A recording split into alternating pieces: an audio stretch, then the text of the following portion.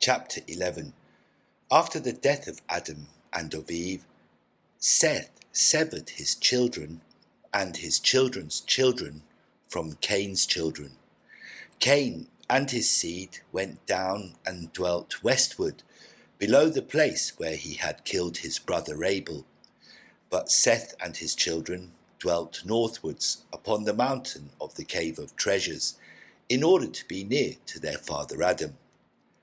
And Seth, the elder, tall and good, with a fine soul and of a strong mind, stood at the head of his people and tended them in innocence, penitence, and meekness, and did not allow one of them to go down to Cain's children. But because of their own purity, they were named children of God, and they were with God, instead of the hosts of angels who fell. For they continued in praises to God and in singing psalms unto him in their cave, the cave of treasures. Then Seth stood before the body of his father Adam and of his mother Eve, and prayed night and day, and asked for mercy towards himself and his children, and that when he had some difficult dealing with a child, he would give him counsel. But Seth and his children did not like earthly work, but gave themselves to heavenly things, for they had no other thought than praises, doxologies, and psalms unto God.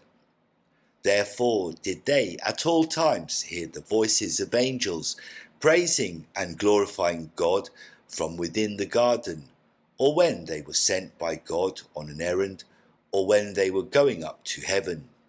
For Seth and his children, by reason of their own purity, heard and saw those angels. Then again, the garden was not far above them, but only some 15 spiritual cubits. Now, 1 spiritual cubit answers to 3 cubits of man, altogether 45 cubits.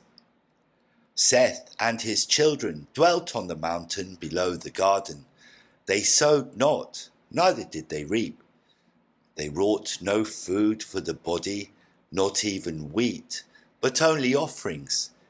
They ate of the fruit and of the trees, well flavoured, that grew on the mountain where they dwelt. Then Seth often fasted every 40 days, as did also his eldest children. For the family of Seth smelled the smell of the trees in the garden when the wind blew that way. They were happy, innocent, without sudden fear. There was no jealousy, no evil action, no hatred among them. There was no animal passion. From no mouth among them went forth either foul words or curse, neither evil counsel nor fraud.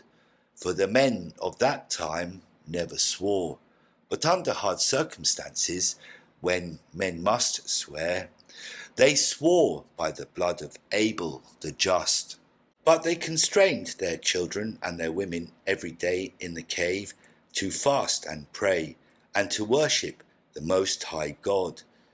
They blessed themselves in the body of their father Adam, and anointed themselves with it. And they did so until the end of Seth drew near.